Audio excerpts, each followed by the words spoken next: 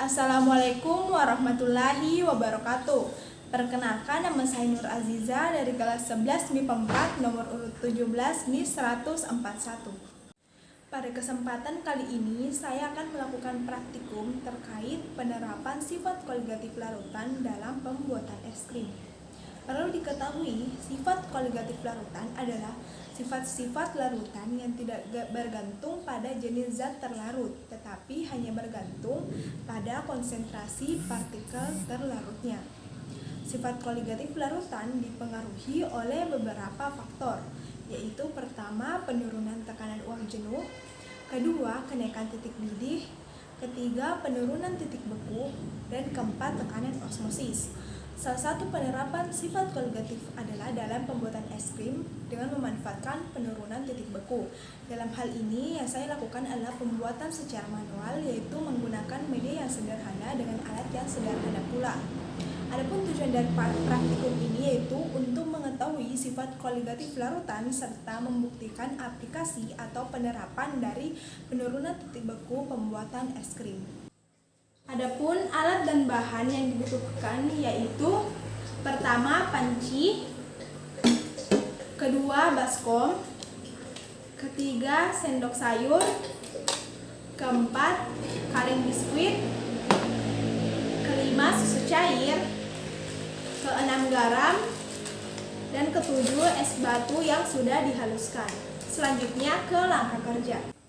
Langkah pertama yaitu masukkan garam kasar ke dalam es batu yang telah dihaluskan.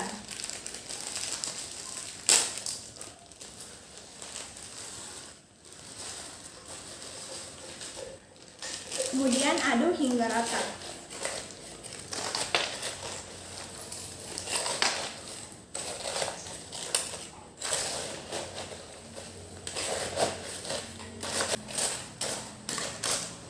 Setelah rata, selanjutnya masukkan susu cair ke dalam wadah kaleng.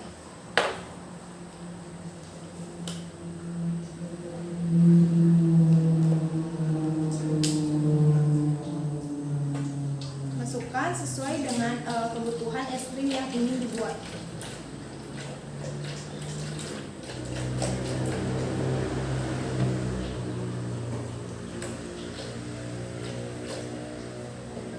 Selanjutnya tutup.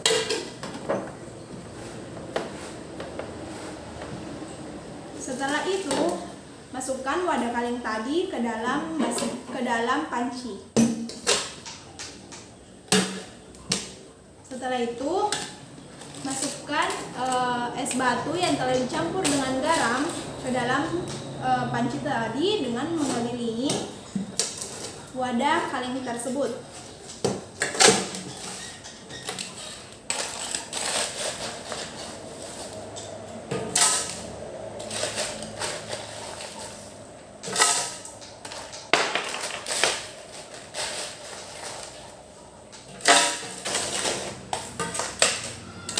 Setelah penuh seperti ini, kemudian putar wadah mengelilingi dari es batu tersebut.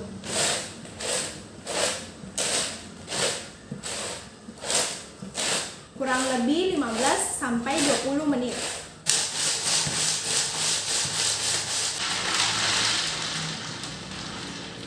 Setelah dirasa cukup dan sudah membeku, angkat wadah tersebut.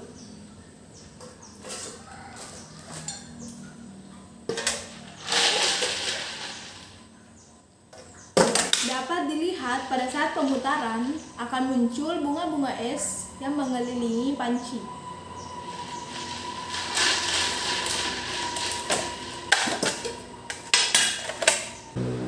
Dapat dilihat susu yang tadi semulanya cair berubah menjadi beku dan menjadi es krim.